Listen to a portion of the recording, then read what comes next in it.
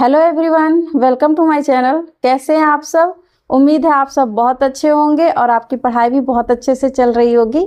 जैसा कि आप जानते हैं, हम लोग इस समय क्या पढ़ रहे हैं, सेंस ऑर्गन। सेंस ऑर्गन में मैंने आई कवर करा दिया, ठीक है, और ईयर का भी पार्ट फर्स्ट कवर करा दिया, जहाँ पे मैंने ईयर के पूरे पार्ट के बारे में डिस्कस किया था कि कहाँ पर कौन सा आपका पार्ट या फिर कौन कौन से अंग प्रेजेंट है, किसका क्या नाम है। उसके बाद आज हम पढ़ेंगे हियरिंग फिजियोलॉजी। तो सबसे पहले हम चलते हैं, थोड़ा सा एक बार फिर से आप रिवाइज कर लीजिए। अगर बात करें ईयर का, तो आप देखेंगे यहाँ पर ईयर के पार्ट को, तो जो कान होते हैं उनको हम तीन भागों में बांटते हैं। तो तीन भाग कौन कौन से थे? एक आपका था एक्सटर्नल ईयर, दूसरा था एक्सटर्नल ईयर को आउटर ईयर भी बोल सकते हैं। उसके बाद सेकंड पार्ट था आपका middle ear and third part था आपका इनर ईयर। तो बात करेंगे अगर फर्स्ट मतलब एक्सटर्नल ईयर की, तो कहाँ से ये जो आपका ये वाला लेयर दिख रहा है, यहाँ से ये वाला पूरा पोर्शन, ये किसका पोर्शन है? ये है एक्सटर्नल ईयर का, जिसमें आपके पिन्ना आ जाते हैं। उसके बाद ये जो आपका एक्सटर्नल ऑडिटरी ऑर्गन है आपका, या फिर कैनाल कह सकते हैं। उसके बाद ईयर ड्रम मतलब कान का पर्दा, ये किसके पार्ट है? आपके एक्सटर्नल ईयर की। देन आपका आता है मिडिल ईयर। मिडिल ईयर में मैंने आपको बताया था, यहाँ पर ये बहुत छोटा सा पार्ट होता है। इसमें आपकी तीन हड्डियां पाई जाती हैं। कान की जो तीन बोन है आपकी, मैलियस, इनकस, स्टेपिस, वो यहीं पर प्रेजेंट होती हैं। उसके बाद इसी मिडिल ईयर से देखिएगा, यहाँ से एक ट्यूब लाइक स्ट्रक्चर दिखता है, निकला रहता है, जिसको बोलते हैं यूस्टेचियन ट्यूब। ये जो हमारे नासोफेरिंग्स हैं, ये उससे कनेक्ट करती हैं और इनका काम क्या होता है? जो प्रेशर है उनको बैलेंस करने का काम करती हैं। देन लास्ट है आपका इनर ईयर, ठीक है। तो जो आपका इनर ईयर है उसमें आपके देखिए दो रीजन मेनली दो हैं। एक आपका होता है बोनी लेबाइरिंथ और एक आपका होता है मेम्ब्रेनस लेबाइरिंथ। तो जो बोनी लेबाइरिंथ है उसमें आपके कॉक्लिया आ जाते हैं। कॉक्लिया ही जो आपका होता है वो मेन जो सुनने का अंग है, वो मेन कॉक्लिया ही है। फिर उसमें आपका आता है vestibular system and semi circular system. तो vestibular system and semi circular system ये क्या करते हैं? बॉडी बैलेंस करने का काम करते हैं। तो चलिए शुरू करते हैं। अब हम शुरू करते हैं क्या? हियरिंग फिजियोलॉजी, कि कैसे कैसे ध्वनि उत्पन्न होती है, फिर हमारे कानों से कैसे कहाँ तक जाती है। तो सबसे पहले आप यहाँ पे देख सकते हैं, ये जो आपका आउटर ईयर है, ये क्या करेगा? जितने भी साउंड बाहर प्रोड्यूस होते हैं उनको कलेक्ट करके, मतलब जो ईयर पिन्ना वाला पार्ट है वो आपका क्या करेगा? जितने भी साउंड प्रोड्यूस हो रहे हैं उनको क्या करेगा? कलेक्ट करेगा, इकट्ठा करेगा। फिर ये जो आपका बीच वाला कैनाल दिख रहा है, जिसको क्या बोलते हैं? ईयर कैनाल या एक्सटर्नल ऑडिटरी कैनाल इसको बोल सकते हैं। यहाँ से ये होते हुए जाता है इस ईयर ड्रम के पास, जिसको क्या बोलते हैं? कान का पर्दा है। यहाँ पर फिर ये ध्वनि क्या होती है? वाइब्रेट होती है, मतलब कंपन होता है इस पर। तो जब ये ध्वनि कंपनित होकर फिर ये आगे भेज दिया जाएगा कहाँ पर? मिडिल ईयर पर, जहाँ पर ये जो तीनों बोन पाई जाती हैं वो क्या करेंगे? इस ध्वनि को थोड़ा सा और बढ़ाकर फिर ये भेज देती हैं कहाँ पर? इनर ईयर में, ठीक है।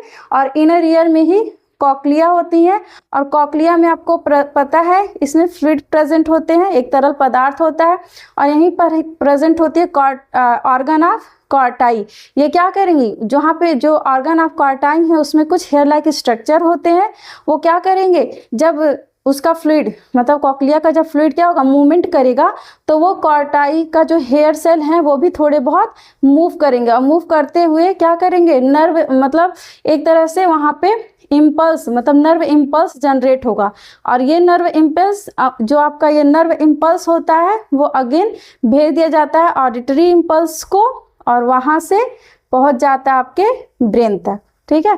अब ब्रेन फिर क्या करेगा? उसको समझकर उसी के अकॉर्डिंग हमारी जो बॉडी है प्रतिक्रिया करती है। तो चलिए इसको स्टेप वाइज समझते हैं कि कैसे कैसे होगा। तो पहले आप यहाँ पे डायग्राम के थ्रू समझ लीजिए।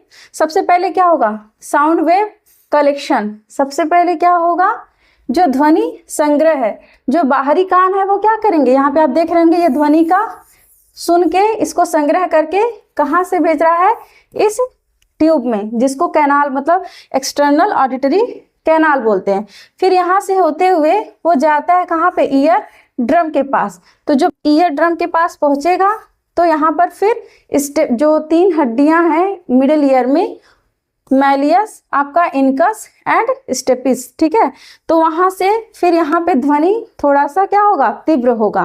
फिर जब ध्वनि तीव्र होगी देन ये वाइब्रेशन फिर आगे भेज दिया जाता है इनर ईयर में।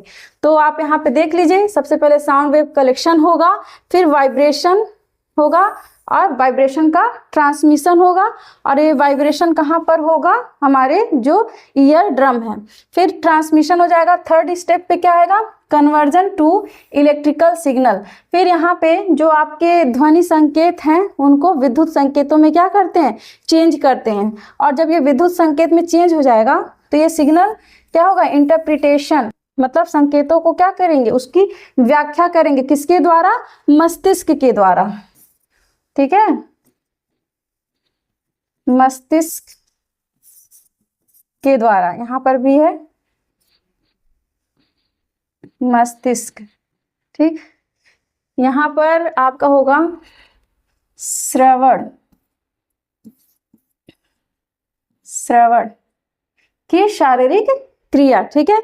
तो ये है कुछ स्टेप। अब इनको चलते हैं एक एक करके, थ्योरी वाइज समझते हैं। तो जब जो पहला स्टेप है उसमें सबसे पहले मैंने क्या बताया कि क्या होगा, हियरिंग। पहले आप देखिए श्रवण की शारीरिक क्रिया होती क्या है। तो hearing involve the conversion of sound waves into electrical signal that are interpreted by the brain.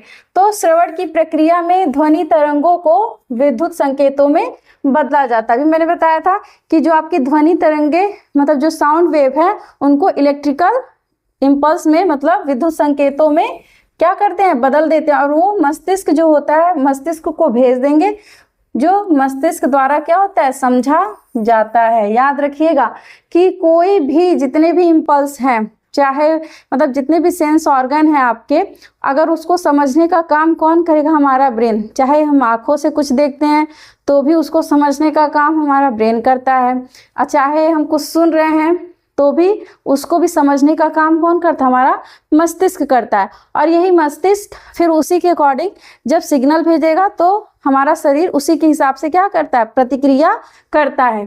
तो सबसे पहला अगर स्टेप इसमें देखेंगे तो सबसे पहले क्या होगा, साउंड वेव कलेक्शन किस में होगा, आउटर ईयर में। किस में होगा, आउटर ईयर में। तो देखिए sound waves enter the year, sound wave inter करेगा ईयर में, किसके through, through the pinna and travel through the auditory canal.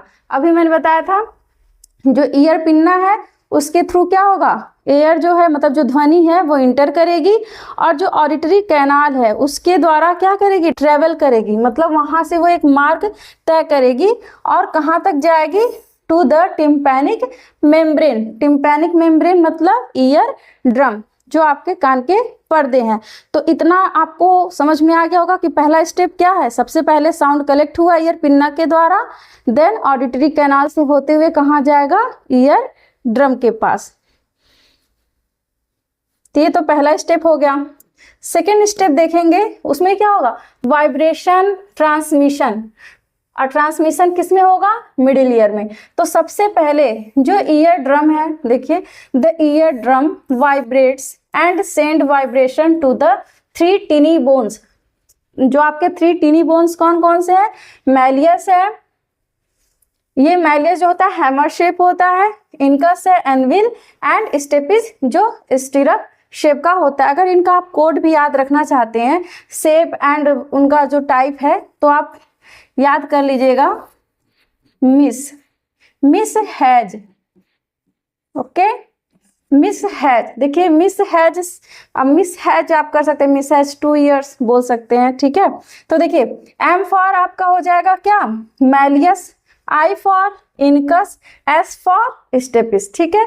लेकिन अब एच फॉर हैमर शेप किसके लिए है, मैलियस के लिए, क्योंकि कभी कभी शेप पूछ लेता है, ठीक है। तो एम फॉर किसके लिए, एम के लिए है। जो आपका एच है हैमर शेप वो मैलियस है। ए फॉर एनविल, एनविल कौन है, इनकस है। और स्टेपिस जो है आपका स्टिरअप है, ठीक है। तो मिस हैज, आप ये कोड याद रखिएगा कि इनका शेप एंड जो टाइप है। तो अब क्या करेंगे, these bones amplify the sound and pass into the Oval window of the cochlea. मतलब अब जब ये कंपन का संचरण होता है मध्य कान में, तो सबसे पहले आपको पता है ईयर ड्रम पे क्या होगा, जो ध्वनि आई है वहां पे वाइब्रेशन होगा। फिर अब ये जो वाइब्रेशन है वो कहाँ पे भेज दिया जाएगा, मिडिल ईयर में। और जब मिडिल ईयर में जाएगा तो आप देखिएगा कर्णपटल क्या करेगा, कंपन करता है। और यह कंपन तीन हड्डियों कौन सी, मैलियस, इनकस एंड स्टेपिस तक पहुंचाता है। अब ये हड्डियां क्या करेंगी, ये हड्डियां उस ध्वनि को थोड़ा सा बढ़ा देती हैं, उस वाइब्रेशन को बढ़ाएंगी और बढ़ाकर कहाँ भेज देंगी, कोक्लिया के ओवल विंडो, ठीक है। आप कोक्लिया देखे होंगे, जो कोक्लिया मैंने बताया था किस तरह से होती हैं, स्नेल शेप होती हैं, ठीक है, स्नेल शेप होती हैं, जो उनका पीछे वाला सेल वाला पोर्शन है उसी तरह से कोक्लिया का स्ट्रक्चर होता है। तो इनके ओवल विंडो तक क्या क्या आता है, भेज दिया जाता है। तो ये दूसरा स्टेप आपको समझ में आ गया। पहला स्टेप, ये आपका जो ध्वनि है वो कलेक्ट हुआ पिन्ना के थ्रू और ऑडिटरी कैनाल से होते हुए चला गया ईयर ड्रम, और ईयर ड्रम पे क्या हुआ, वाइब्रेशन हुआ। अब ये वाइब्रेशन कहाँ भेज दिया जाएगा, मिडिल ईयर में। और मिडिल ईयर में क्या होगा, वहाँ पे इस ध्वनि को थोड़ा सा बढ़ाकर कहाँ भेजा जाता है, कोक्लिया के ओवल विंडो में। याद रखिएगा किसमें, ओवल विंडो तक पहुँचा दिया जाता है। तो ये तो था दूसरा स्टेप। तीसरे स्टेप पे आते हैं, कन्वर्जन टू इलेक्ट्रिकल सिग्नल। अब जो आपका इलेक्ट्रिकल सिग्नल जो है, मतलब जो आपका ध्वनि है, जो आपकी क्या है, जो आपकी ध्वनियाँ आ रही हैं उनको किसमें चेंज किया जा रहा है, इस इलेक्ट्रिकल सिग्नल में। तो the cochlea is filled with fluid. Cochlea में क्या होते हैं, फ्लूइड प्रेजेंट होते हैं, मतलब तरल पाया जाता है। And contain the organ of Corti. इस कॉक्लिया में क्या प्रेजेंट होते हैं, ऑर्गन ऑफ कार्टाई। ये सब मैंने आपको पहले से ये सारे पार्ट आपको डिस्कस कर दिए हैं। आप जो नहीं देखे होंगे तो आप ज़रूर फर्स्ट वीडियो ज़रूर देखिएगा, जिसका लिंक आपको डिस्क्रिप्शन बॉक्स में ज़रूर मिल जाएगा, ठीक है। तो जो कॉक्लिया के पास जो ऑर्गन ऑफ कार्टाई है, वहाँ पर आपको क्या दिखेगा, hair cell, which has hair cell. किसके पास, ऑर्गन ऑफ कार्टाई। अब देखिए, the vibration create waves in the cochlear fluid. मतलब अब क्या होगा, इस कॉक्लियर फ्लूइड में जब मूवमेंट होगा तो एक वाइब्रेशन जनरेट होगा, बेंडिंग द हेयर सेल। और ये क्या करेंगे, जब कॉक्लियर का फ्लूइड क्या होगा, मूवमेंट करेगा, तो जो ऑर्गन ऑफ कार्टाई के हेयर हैं वो क्या होंगे, थोड़े से झुकने लगेंगे, मतलब बार बार उठेंगे झुकेंगे। तो इससे क्या होगा, एक क्या होगा, नर्व इम्पल्स जनरेट होगा, एंड जनरेटिंग नर्व इम्पल्स। तो आप इसको फिर से हिंदी में भी देखना चाहे तो यहाँ पे लिखा हुआ है कि कोक्लिया क्या करेगा, एक तरल पदार्थ से भरी संरचना है जिसमें ऑर्गन ऑफ कार्टी होता है, जिसमें बालिका कोशिकाएं, बालिका मतलब हेयर सेल होती हैं। तरल में उत्पन्न तरंगे हेयर सेल को क्या करती हैं, झुकाती हैं, और इससे तंत्रिका संकेत बनते हैं। तो ये आपका क्या था, तीसरा स्टेप, ठीक है। अब चलते हैं चौथे स्टेप की तरफ। तो चौथे स्टेप में क्या होगा, अब सिग्नल इंटरप्रिटेशन। अब सिग्नल इंटरप्रिटेशन जो हो रहा है वो कहाँ पे होगा, मस्तिष्क में होगा, मतलब हमारे ब्रेन में होगा।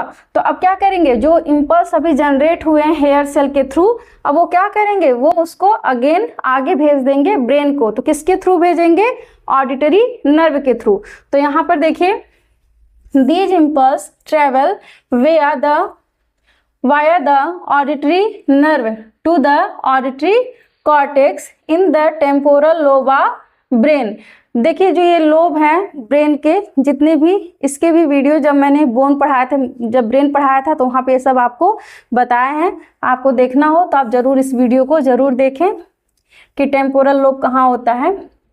Temporal lobe of the brain where they are interpreted as sound. मतलब क्या करेंगे, ये संकेत क्या करेंगे, श्रवण तंत्रिका से होकर मस्तिष्क के श्रवण प्रातंस्था तक जाते हैं, जहां इन्हें ध्वनि के रूप में समझा जाता है। क्योंकि अब ब्रेन क्या करेगा, उस ध्वनि को समझेगा, और जब ब्रेन उस ध्वनि को समझेगा तो उसी के अकॉर्डिंग जो फिर से मैसेज जनरेट होते हैं उसी के अकॉर्डिंग हमारा बॉडी क्या करता है, प्रतिक्रिया करता है। तो आई होप आपको जो हियरिंग फिजियोलॉजी है वो अच्छे से समझ में आ गई होगी और सारे स्टेप आपको क्लियर।